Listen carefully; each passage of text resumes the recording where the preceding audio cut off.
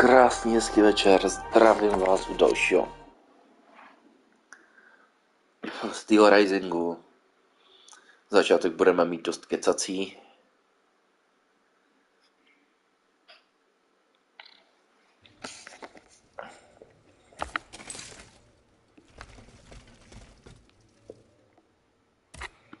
Monsieur Necker. Madame? Do the names Franciscus Antonius mean anything to you? No, nothing at all. I'm very sorry that I'm of no help to you. Monsieur Necker. Madame? Eh bien, do you come bearing good news? Your wife. You may rest easy, monsieur. Your wife escaped the massacre. She returned home and left you this letter. Mon Dieu. She's going to meet our daughter and son-in-law at our charity hospital. She may already be there. Madame, I did not dare to dream of such a thing. My wife and daughter. Can you imagine? And I thought I had lost both of them. The three of us will be able to leave the kingdom and put these horrors behind us forever. What about the bonds? Oh, the bonds. Do with them as you see fit. As long as the king does not use them. As for me, I'm going to find my family at once. Thank you. From the bottom of my heart. I pray that your efforts will be successful. Adieu, madame. Adieu. Minister Necker has given his bonds to me. That's quite a nice little sum. Can you imagine? That's 1/5 of the kingdom's entire wealth. Wealth that the king squanders for his personal benefit according to his whims. Ma foi. Monsieur Necker certainly has been very generous to his adoptive country. Generous? I have my doubts. The loan was granted at a very high rate. So high, in fact, that it would have dug the deficit into an even deeper state of abyss. Eh bien, monsieur. To what use shall we employ this boonful fortune? If I could spend it, I'd do everything I could to return to the people their confiscated freedom. To begin, I would get them the bread they so sorely need. It is only after the scourge of famine has been vanquished that armed patriots might then be able to rise up against despotism. And where will you find wheat, Robespierre? Will you steal it from under the noses of the automats who have sworn to destroy the human race? As for arming the people, this is another one of your delusions. How could your ragged pack of wretches win any sort of battle that'd be unable to lift a sword? When you insult the people, you insult me, Monsieur de Lafayette. I am not insulting anyone, Robespierre. But I happen to know what it takes to fight. Unlike you. Monsieur, I was but a lad of 15 when I took up arms. And everyone here knows my role in the liberation of America from British rule. If you allow me to dispose of these bonds, I will found an army that will annihilate the Clockwork King's diabolical machines. As soon as I have the opportunity to leave Paris, I will rally the officers and troops that are stationed in the provinces. Then, I will call for a mass uprising. I will have more than enough money to pay their wages and procure the weapons we need. And you will have obedient troops at your beck and call, ready to repress anyone who challenges your power. These troops will only serve the will of the people. I swear it. Are you sure that the king has spared the rest of the kingdom, Monsieur le Marquis? I am almost certain of it, mon père. Despite all of his resources, the king does not have enough manpower to occupy all the garrisons in the country. Aegis, no member of this assembly can force your hand. The choice is yours. To whom will you entrust Monsieur Necker's bonds?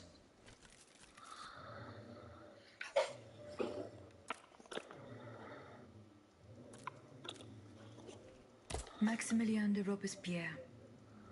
I have chosen to entrust this fortune to you. Very well, madame. I promise that I will use it for one purpose only. Freedom for the people and by the people. When a monarch violates the people's most fundamental rights, insurrection is their most sacred and indispensable duty. But we must be wary of warmongers, who claim to defend our happiness. Bon sang. Am I the only one who is weary of hearing these tiresome monologues? For they wish only to silence us, and take their own turn at playing tyrant. Congratulations, Aegis. You've chosen a speechifier as Commander-in-Chief. I am sure the king will be delighted to hear this. He need not fear for his throne now.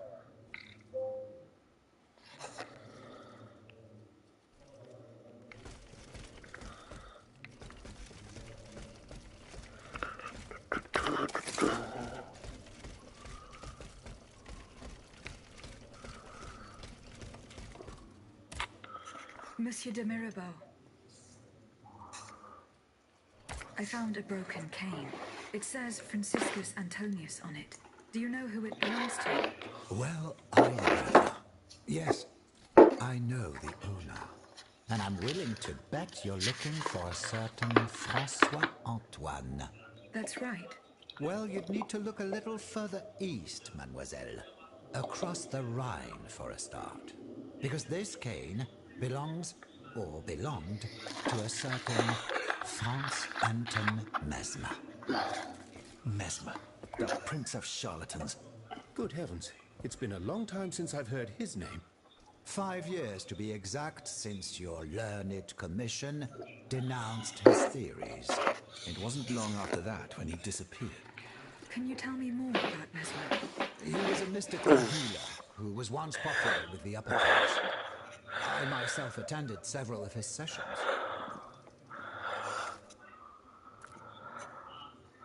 When and how did Monsieur Mesmer disappear? The denunciation of his techniques was the start of a long descent into hell for Monsieur Mesmer. He was abandoned by his clients and resumed his research in virtual secrecy. I think he was hoping to perfect his so-called science and restore his reputation with the Academy. A hope that led him to associate himself with that dastardly Cagliostro. God only knows what experiments they may have carried out. In any case, their collaboration did not last long. Monsieur Mesmer left the kingdom overnight to return to his mother country. Why did he leave so quickly? That is a mystery. But those who saw him that morning say it was as if he had the devil at his heels. This is true. He left in such a hurry that he abandoned everything he owned. Furniture, belongings, and scientific equipment. And it seems that Cagliostro has inherited this treasure. Is that so?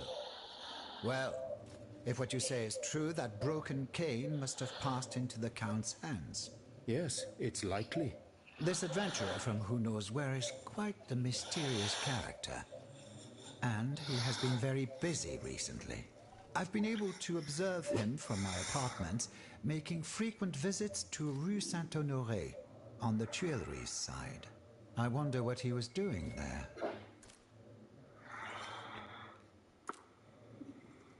What were Monsieur Mesmer's theories? He is a proponent of a theory called animal magnetism. He claimed to be able to channel a purported universal healing fluid by passing his hands over patients and using magnets. He also cobbled together a whole array of mad devices, each stranger than the last. Unfortunately, despite all his attempts, I don't know that he ever cured anyone. You mentioned a commission. The king did not look kindly on the healer's popularity within the court. This led him to appoint a commission from the Royal Academy of Sciences. An institution to which Monsieur Bailly and I have the honor to belong. We were asked to investigate his alleged powers. The experiments that we performed allowed us to determine that Monsieur Mesmer's activities were pure charlatanism, a conclusion that destroyed his successful career the moment it was published. But there was something, Sylvain. A tiny flow of energy that my devices were able to measure. My dear colleague, must I remind you again that we were never able to reproduce your observations? It was obviously a momentary failure of your equipment. Perhaps. I'd like to be sure of it. What happened during Monsieur Mesmer's treatment sessions? Oh, they were quite a spectacle to behold. Imagine well-born ladies afflicted with perfectly imaginary illnesses. A dimly lit room where incense has been burned to intoxicate the soul and cloud your vision. Amiable servants, half-dressed, gliding from countess to duchess, to the sound of a sensual melody. And the great Mesmer, a doctor with wandering hands, presiding over the wonderful sea. Oh, you should have seen them. Those grand ladies moaning, crying, and falling into a swoon, clinging to that strange tub. Du théâtre, ma chère. Pure theatre.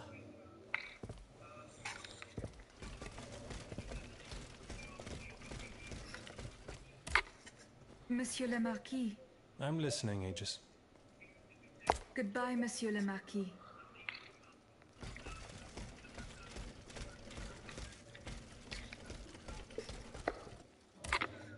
Monsieur de Mirabeau.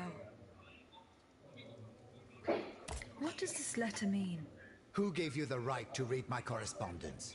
I'm curious about how you got rid of it earlier. As if it burned your fingers.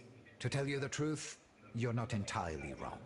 It is a missive sent by my father, the Marquis de Mirabeau, the scoundrel who shamelessly dares to call himself the friend of man. He writes to say that he is on the brink of death, in such a desperate state that he has received extreme unction. This reprobate used his final moments on this mortal plane to send me threats yet again. He swears that he will torment me from beyond the grave. How is that possible?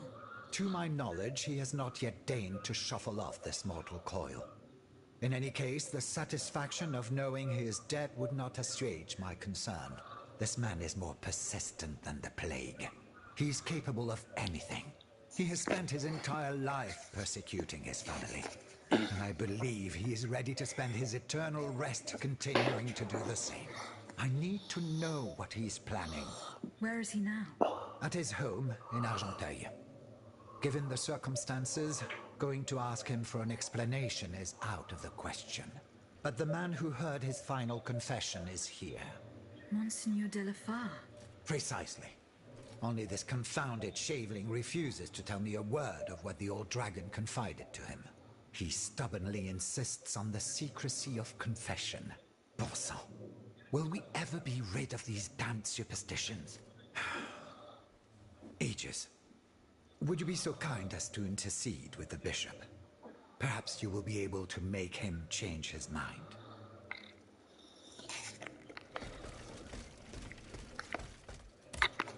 So how is Monsieur Marat?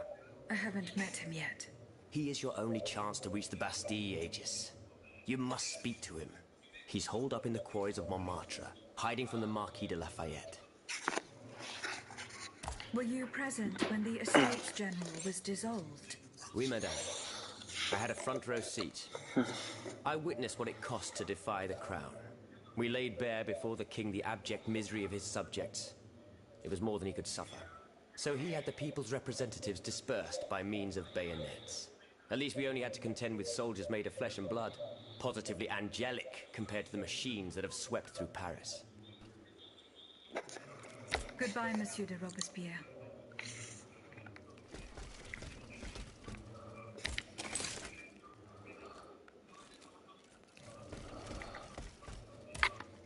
Monsieur Lavoisier. What can I do for you, Aegis? The clues I found at the warehouse suggest that the gunpowder was moved to the Bastille. Diable. You must find a way to get there and put an end to this threat. Here. A bottle of vitriol. Bon sang, Aegis. I'll end up believing in miracles because of you. There's enough here to destroy one of these lanterns. I'm sure of that. May we know how you intend to do this? Considering that none of us can so much as approach these cursed Vestals. Only Aegis is able to prove your theory. Oh, wonderful. Even if we had 20 barrels of acid, the people would have no way of using it. You're not wrong, Maximilien. What do you suggest? We must find a way to spray the vitriol from a distance. Chaudolo de la Clos. Excuse me, Monsieur le Marquis? What does the scandalous author have to do with the matter at hand? Laclos is not just an author. He is also an artillery captain and a military engineer. He developed the idea of hollow, explosive cannonballs. I studied the patents in the office of the Minister of War. It is a revolutionary invention. Voyez-vous, the projectile is shot out of the cannon intact and only disperses its contents the moment it hits its target. Tests were done using cannonballs loaded with scrap metal, but we could also fill them with vitriol. That remains to be proven. That would require us to get hold of our engineer. and convince him to share the secret of his invention with us. That said, the Capitaine de la Clos serves the Duc d'Orléans and his supporters. A band of conspirators who simply want to replace the current tyrant with a traitor. It is rumored that he is now their spy master. God only knows where he's hiding now. Goodbye, Monsieur Lavoisier.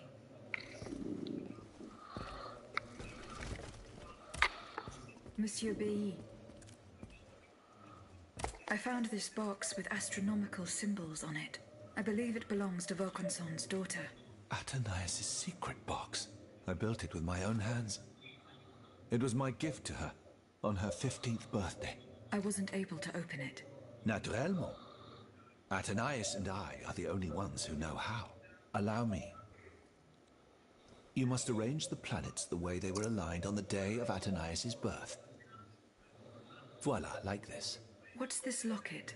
Athénaïs is always wearing this. It contains a portrait of her late mother. She said it was her most cherished possession in all the world. To think, the poor child never knew her own mother.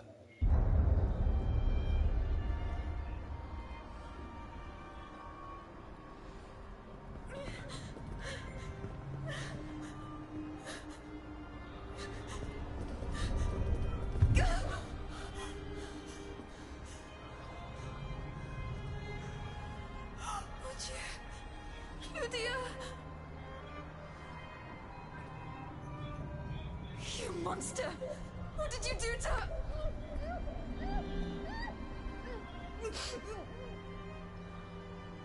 Typické, nejspíš jsem byl kdysi člověk.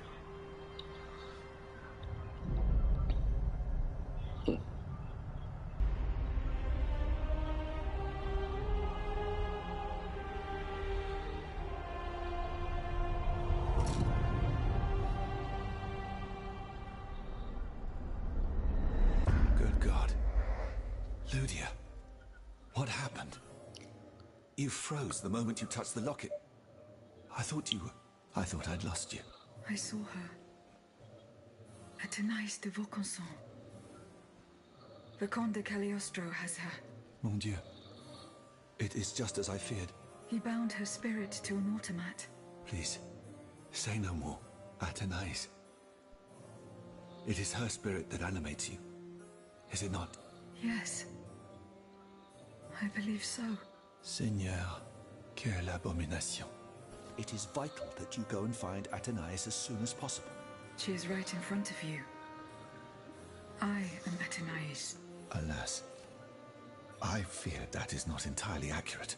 You know nothing of Athénaïs, Lydia. Nothing of her past, her joys, her suffering. Nothing of her love for her father. You are but the vessel that harbors the poor child's soul. Where can I find Athénaïs' body? God only knows. Although I assume that the Comte de Cagliostro is taking pains to keep her alive. This is certainly the only way to keep her spirit alive in you. The only way to free her is to find her body. Why was Eugène de Vaucanson imprisoned in the Bastille?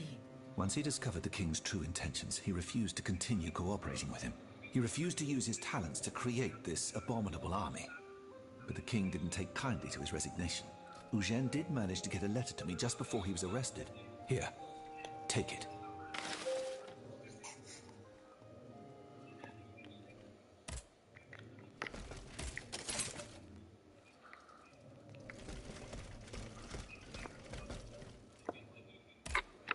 Monsieur Raymond. Go on, Aegis.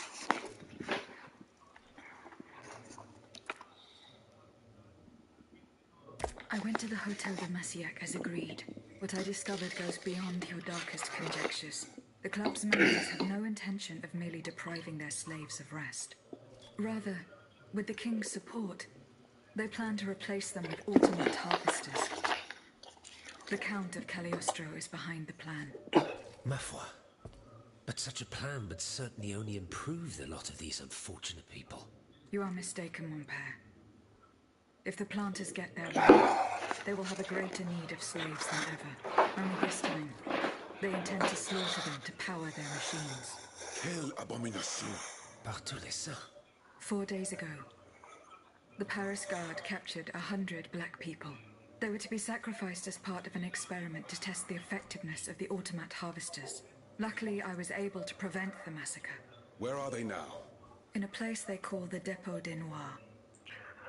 I don't know where it is, but I managed to get the key. It bears the inscription, Tour du Diable. The Devil's Tower is a prison in Vincennes, within the chateau walls. That's 3 leagues from here. We'll only be able to free the prisoners once we're able to move freely ourselves. At least they were spared the fate that the king and his accomplices had planned for them. And what will you do with the 2 servants you employ, Monsieur Raymond? I will continue to treat them well, as I always have. However, under the laws you insist on following, they will become slaves again the moment they leave the kingdom for Saint-Domingue. Certainly not, Monsieur de Robespierre. What kind of a man would I be if what I have heard had not opened my eyes? The planters of Massiac have been proven to be nothing but avaricious murderers. I thought I was dealing with opposition, but now I discover them to be vile enemies, from whom it would be vain to expect any compromise. From this day on, I will fight against their interests with all my strength, and will not lay down my arms until the last slave in the Empire has been freed. Rest assured, then, that the people will fight by your side, Monsieur Raymond. That's the spirit, my friends. Vive l'égalité.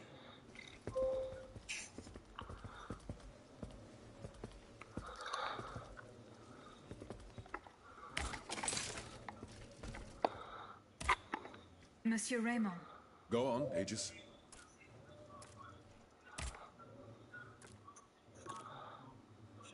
What is the aim of this organization? We publish articles and exert our influence on those who are in a position to improve the lot of our unfortunate brethren. Our numbers grow by the day, and we have many illustrious members, such as the Comte de Mirabeau and the Marquis de Lafayette. But it was Monsieur Brissot and the abbot that founded the group. Good old Brissot. Shouldn't he be here by now? Yes, mon père. He should have arrived hours ago. Alas, there has been no sign of him. I hope to God that no misfortune has befallen him. You are quite a long way from home, Monsieur Raymond. I haven't been back to Saint-Domingue in nearly 5 years. I left my most trusted men in charge of overseeing my indigo plantation. I came to France with the aim of having an audience with the king. I hoped to convince him to use his automats for agricultural work. I was of the belief that this was the best way to ease the suffering of our enslaved brethren. Alas, it was all for naught.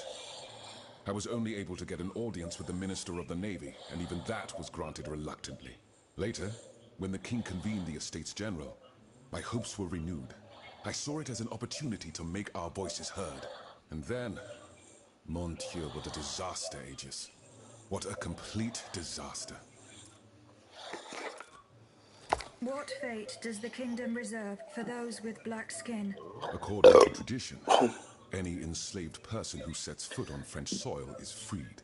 This rule is most problematic in the eyes of the colonies, who would seek to maintain their precious labor force.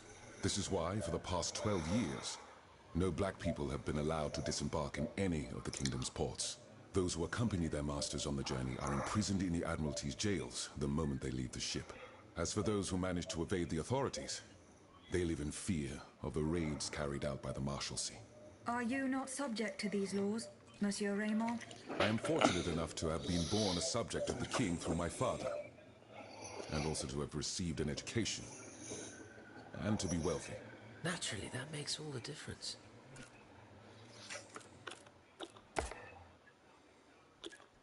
See you later, perhaps. Monseigneur. What can I do for you, Aegis? Monseigneur, I would like to talk to you about your recent meeting with the Marquis de Mirabeau. What has gotten into all of you? This has gone on long enough. I will say it one last time and pray that they will finally leave me alone. Nothing and no one will make me violate the secrecy of his confession. Have I made myself clear? Perfectly clear. Monseigneur.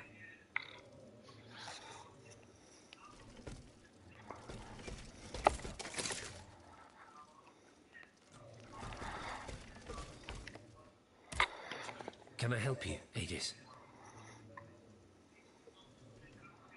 What is the significance of these objects steeped in memories? Nemes. I have reread every work that I have on them. Pages that have remained unintelligible to this day. These echoes go back to the beginning of time, to that fateful day in ancient Greece when some dark magician took it into his head to bind a soul to an inanimate object. You see, Aegis, there is nothing more diabolical, nothing more unnatural than this sorcery. The soul is the very essence of the divine. It refuses to submit to such an abomination, eventually breaking. The earliest necromancers whose works have survived through the centuries all describe the same phenomenon. When a soul is fragmented, 3 shards of memory are torn from its consciousness and take shelter in 3 objects that the victim held dear. It's as if these memories wish to remain bound to the mortal who had held them until then. I found this notebook written in Latin. Indeed. Medieval Latin, to be precise. Oh, hold on. Bon sang. Aegis, what a find. This handwriting, I would recognize it anywhere. It's in Nicholas Flamel's own hand. Give me some time to study this, and I'll tell you what I'm able to glean from it. Have you finished reading the notebook, mon père? Yes, Aegis, and what I learned from it puzzles me. In this diary, Flamel tells of 3 journeys. 3 journeys into what he calls the in-between. A strange world filled with wandering souls. Tormented spirits that are unable to ascend to heaven. This world. It's where Cagliostro's victims were trapped until I freed them. En effet, I believe you're right. But that's not all. Flamel planned to return there a 4th time. He wrote this in the final paragraph, in his handwriting, dated 21st of March 1418. That was the day before he died, Aegis. What if his body died while his soul was traveling through limbo? What if he were trapped, a prisoner in this purgatory?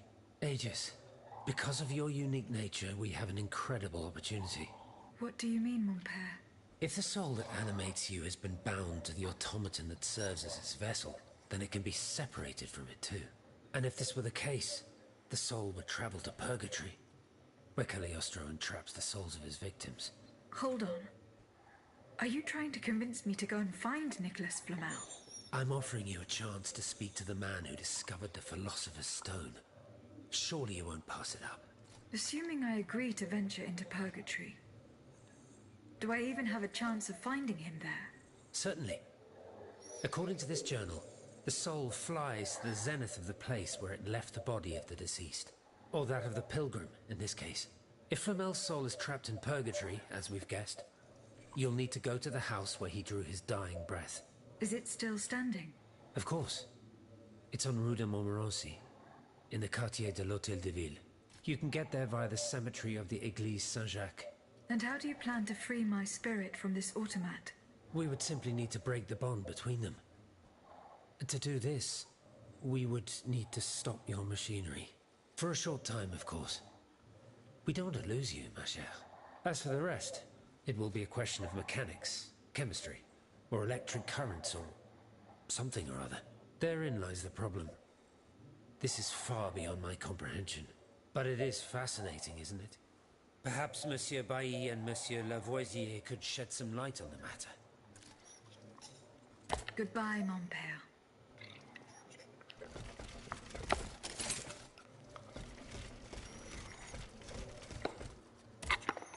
Monsieur de Mirabeau.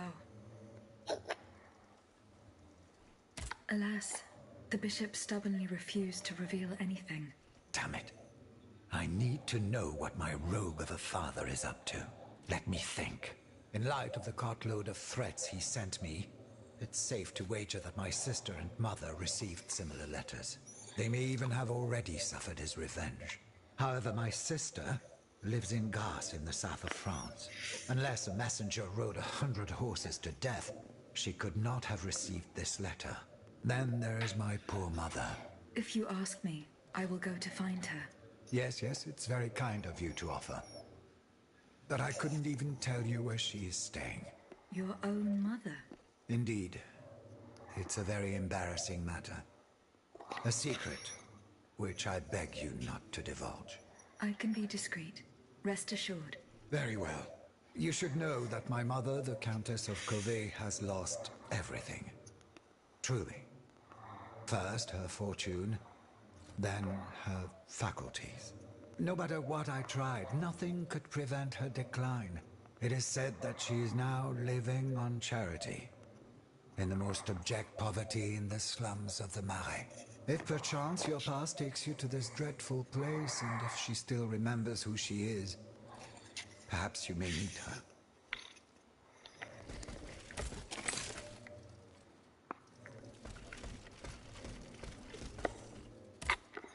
Monsieur Lavoisier. What can I do for you, Aegis? Do you think there is any way to interrupt my internal clockwork? To what end? I would like to briefly sever the bond between my spirit and this automat. It is a very strange request, madame. For what purpose do you seek to free your soul from its shell? According to the abbot, my spirit would then be able to visit purgatory. Oh, that dreadful place. Why on earth would you want to go there? I hope to find answers to some very important questions. You must understand, madame, that your very nature is a mystery to us. We are ignorant as to the principle that imbues you with life, nor do we know how your machinery works. That is why it is impossible for us to make even the slightest alteration. It would mean taking an unacceptable risk. Of course, if we had documents that could shed light on the matter. Antoine, the blueprints. What blueprints, mon ami? Ludia's. Eugène gave them to me when he was working on the modifications ordered by the king. He wanted my opinion on the potential for reducing the size of certain key parts. The documents are obsolete now, but they could tell us quite a bit about mechanical principles that are shared. Jo, ale klidně můžeš, až potom půjdu s koránkem. Až... Where are the blueprints now? Alas, the situation is not in our favor. I kept them in the safe at the observatory, but earlier, when I went there to collect my most important documents, before setting off for the convent, I found looters making off with its contents. Blasted scavengers. Their kind are always quick to make the most of chaos. I chased them to the quays, but was unable to apprehend them. When they disappeared into an underground passageway under the Louvre, I decided it was best not to follow them. You acted wisely, mon ami. The automats are everywhere, and the marauders don't stand much of a chance. I'll try to track them down. Goodbye, Monsieur Lavoisier.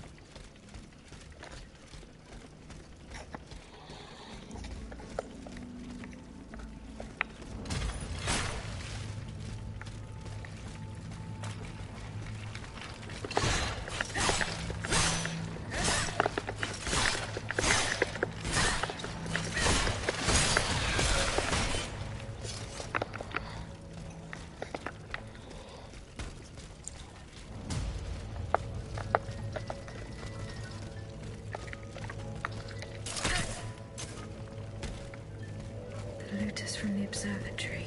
Poor souls. They didn't stand a chance.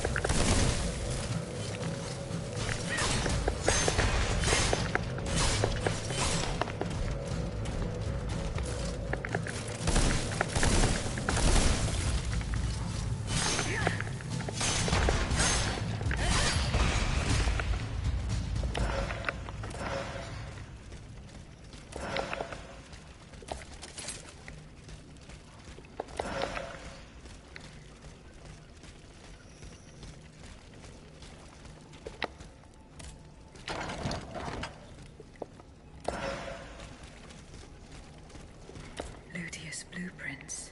Fortunately, they are in perfect condition. Monsieur Bailly will be delighted.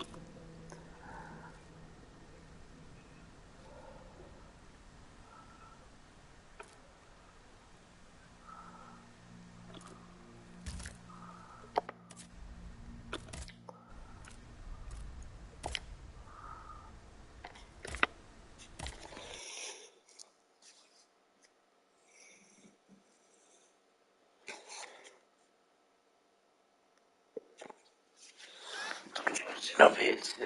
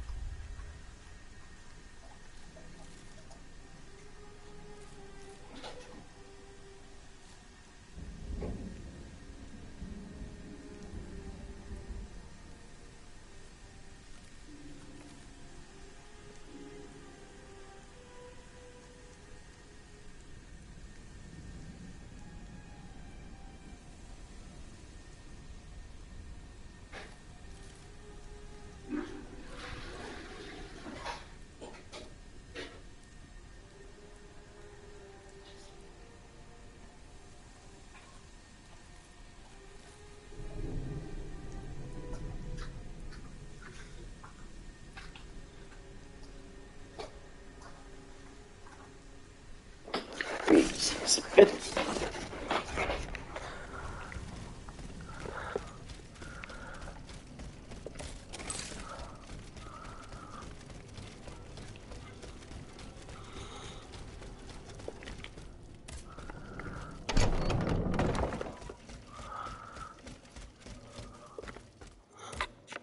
Monsieur B. Here are the blueprints you asked for. Good heavens. You found them. Your thieves were not able to profit much from their theft. They met with an unfortunate end. Oh, the poor souls. Their crimes did not deserve such a permanent ending. Certainly, certainly. Let us look at these documents now, if you will. No, Antoine, the F-wheel is not part of the cog that transfers the driving force to the escapement. Diable, you're right. It's driven by the B-wheel, and its axis is on the shaft that's visible at this point. Precisely. In fact, the shaft sits between the conical bearing and the small groove here. See? True. It's decided then. All we would have to do is separate these two plates to disable the entire thing. And to put them back in place at the agreed time to start the machine again. You will not be able to assist me. I have to do it alone. Half a league away. You must be joking. By no means. You'll have to find another solution. Unfortunately, madame, you're asking us to do the impossible. Oh, ça, par exemple. Once your spirit is untethered from this automat, it will be impossible for you to start the machine up again. Hold on, my dear Antoine. Is this device in figure 4? Is it still in place? Yes, it is. What of it? Bon sang. It's a timer. It's primitive, true, but fully functional. The dial has marks from 1 to 15. Probably minutes. It was to allow Eugène to plan the duration of Ludia's dances in advance. Oh, I see. And by reversing the position of this peg in the center, we could instead turn it into a period of inactivity. Nous y sommes, mon ami. Fantastic. Will Aegis be able to operate this device herself? We'll make it easier for her. All you have to do is put a bolt there that she can remove when the time is right. Yes, a small iron rod will suffice. We won't have any trouble finding something that will do. When the timer dial reaches 0, the automat will come back to life. However, given the dial's fragility, we will probably get only one chance to try this. Are you sure that the bond between my soul and this machine will be re-established? Ma foi, I admit that we can't be sure of this. What do you say, mon père? Don't be afraid, Aegis.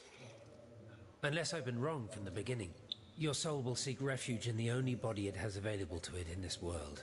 Well then, shall we start the preparations? Let's begin. My fate is in your hands, monsieur. Voila. Everything is in place. When it's time, just pull on this metal loop to start the timer. Remember, you will have 15 minutes and no more before your spirit returns to your body. We wish you good luck, madame. Remember, to get to Rue de Montmorency, you're best going through the cemetery behind the Église Saint-Jacques in the Quartier de l'Hôtel de Ville. Here is the key to the gate. Our prayers are with you, my child.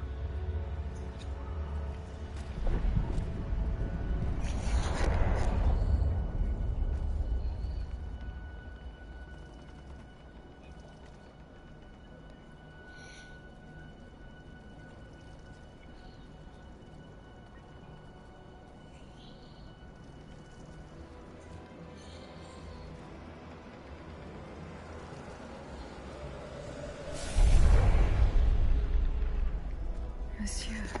Zounds! Praise be to the Holy Mother of our Lord, at last thou speakest! Gentle dame, you have erred here for so long, not a word uttered. In singular contemplation of such terrible slaughter. A long time, you say? That's not possible, sir. I've just now appeared to you. Nay, but thou must trust me. And thou wast hardly alone in this temple. There were many travelers, stiff and silent, all in agony, all bound to the anchor stone. The anchor stone, monsieur? Lapis philosophorum. The philosopher's stone. Aye!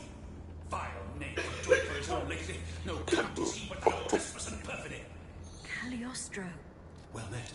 The road for this varlet and I shall be avenged. The anchor stone keeps the travelers in this limbo and makes them masters of the Iron Titans. From the defunct springs the fire that burns inside these demons. Lanterns of the dead. Witchcraft of the blackest sort. The terrible slaughter. You say I was just observing the massacres? Aye. Vile, innumerable crimes.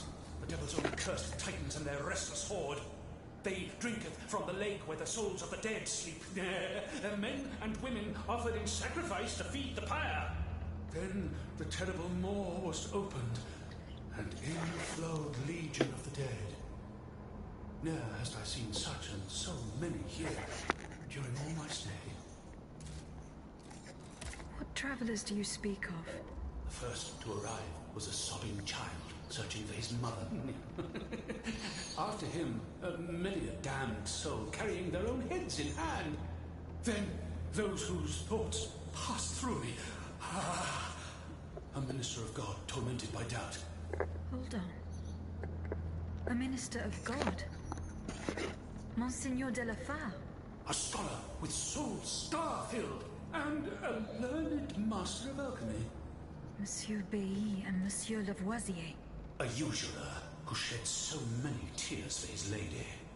Monsieur Necker, mourning his wife. All bound to the anchor stone. Wretched souls, their ascension to the heavens repelled. The stone is verily mine dark confine. Lonely, so lonely, that mine vessel is no more, and my soul still cloistered in this place.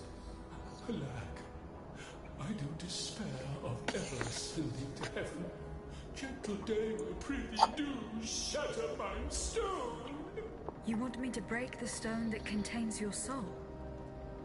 Is that what you're asking me to do? Aye, my God, I beg thee. Do you know where this stone is?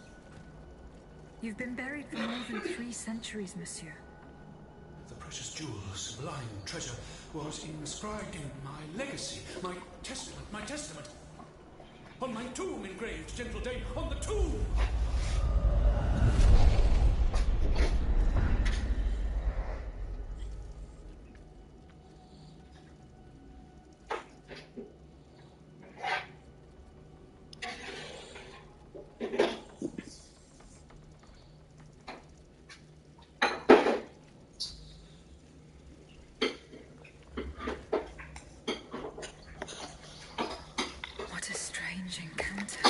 I must tell Abbe Grégoire about it immediately.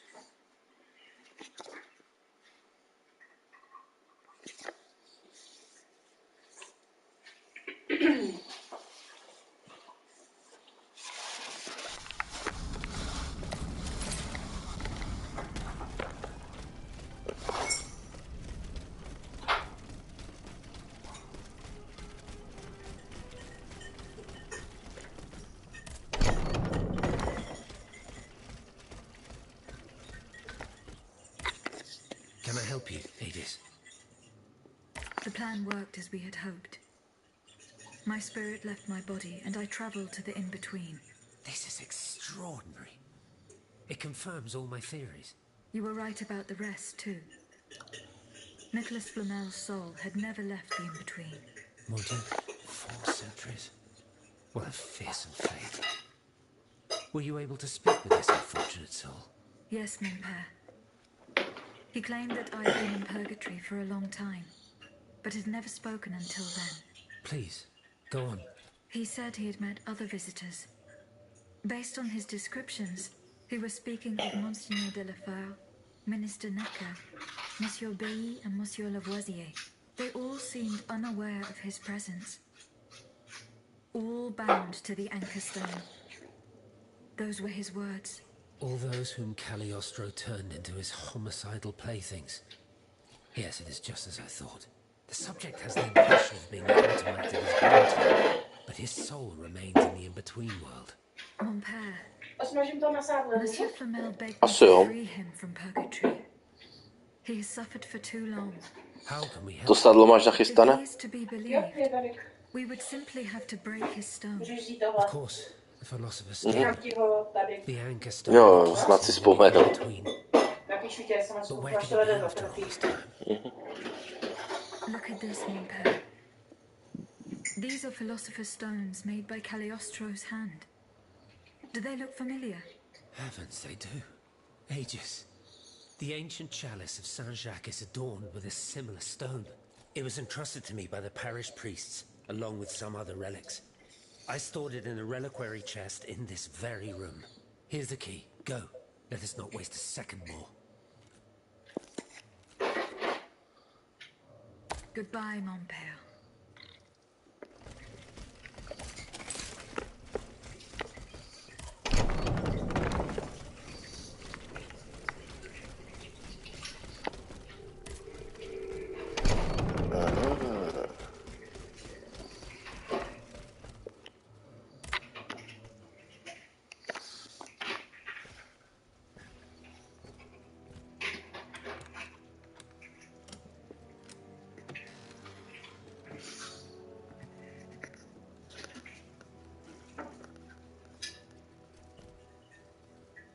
Here it is. 4 centuries, Aegis. 4 centuries. No mind can begin to comprehend what this poor man has suffered. Is this the fate that awaits us? An eternity of silence and solitude. Purgatory is just a stop on the journey, Monseigneur. Oh, I would give anything to believe it again. Monsieur Flamel, the time has come to set you free.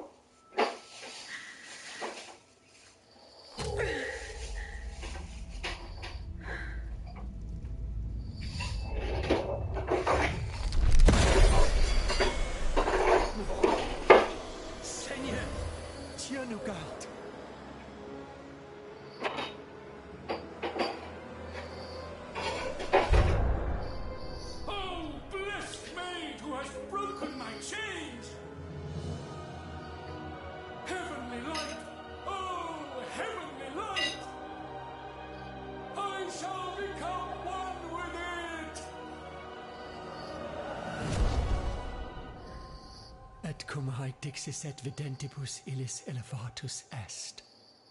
And when he had spoken these things, while they beheld, he was taken up. Hallelujah! Purgatory is not the end. Do you know what that means, Abbot? Before I say anything, I would like to take the time to consider the phenomenon we have just witnessed with a clear head. You are mistaken. What we have just seen and heard makes us new apostles. From this day on, I will live only to share the good news of this divine manifestation. That is all well and good, Monseigneur. Alas, I will not be able to join your apostolate, for there is no mission more vital than the one we are undertaking. At the moment when the tyrant aims to annihilate his subjects, I have a duty to put deeds before prayer.